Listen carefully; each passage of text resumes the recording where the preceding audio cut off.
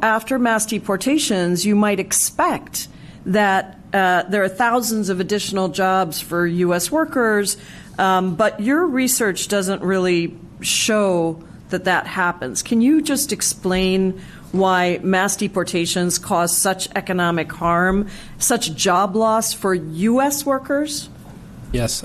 So there are several reasons, one of which I think is widely understood by the American people, but the others not so well understood. The one that's well understood is people often say, oh, well, unauthorized immigrants take jobs that Americans aren't willing to do, so if you remove them, the Americans aren't going to go, someone who lost their job in a factory in Maine is not going to go to the Central Valley of California to pick fruits and vegetables. People get that point.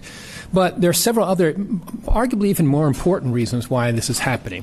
One is a simple issue that we refer to as the demand side effect, which is not complicated at all. But there are about 8 million unauthorized workers in the United States. They earn hundreds of billions of dollars every year. They spend that money on food, clothing, stores, rent, et cetera, et cetera. And if you take those people out, those hundreds of billions, they're going to lose their jobs, lose their income, and that hundreds of billions of dollars of spending goes away, which means American businesses are going to sell hundreds of billions of dollars less, which means they're going to cut back on production, which means they're going to cut back on their workforces, which mean American workers are also going to lose their jobs. There's a second, probably even more important issue, and that is that people seem to think that unauthorized immigrants are simply close substitutes for American workers. But that's not the way the work goes. People have been studying this now for the last 20 plus years and have found that, in fact, in most cases, unauthorized immigrants are not substitutes, but they're what we call complementary workers. They work in conjunction with other workers, not in competition with them.